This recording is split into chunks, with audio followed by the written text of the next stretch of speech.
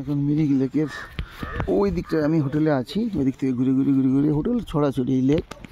এবার ব্রিজটা পেরিয়ে এলাম, ব্রিজটা পেরিয়ে এসে দেখুন এই ডান দিক বাঁ দিকে ঘোড়া রয়েছে প্রচুর, অনেকে ঘোড়ায় চেপে যাতায়াত করে।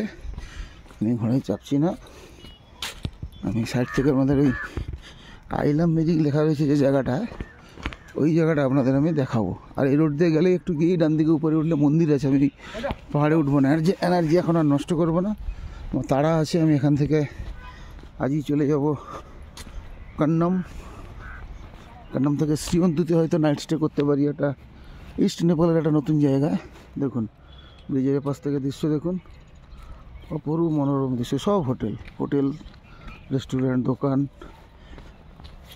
বুঝতেই পাচ্ছেন। আপনাদের ওই আইলাম মিরিক লেখাটা যে রয়েছে উপরে পাহাড়ের উপরে, যখন মিরিক থেকে শিলিগুড়ি থেকে আসবেন ঢোকার মুখে একটা জায়গায় রয়েছে 2-3 কিলোমিটার আগে। আর এটা রয়েছে এই মিরিকের যে লেকের উল্টো দিকে আমি আছি। আমার ক্লিপসগুলো দেখতে থাকুন, মিরিক সম্পর্কে একটা আইডিয়া আপনাদের হয়ে যাবে। অনেকে এসেছেন, যারা এসেছেন বর্তমান পরিস্থিতি দেখুন।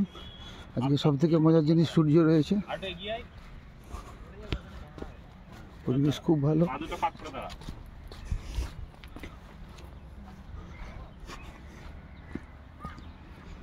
আবহাওয়া খুব ভালো আছে, দেখছেন, দেখুন আবহাওয়াটা দেখুন, কি ফ্যান্টাস্টিক আবহাওয়া। মিরিকের লেকের পাশে ওই ব্রিজ,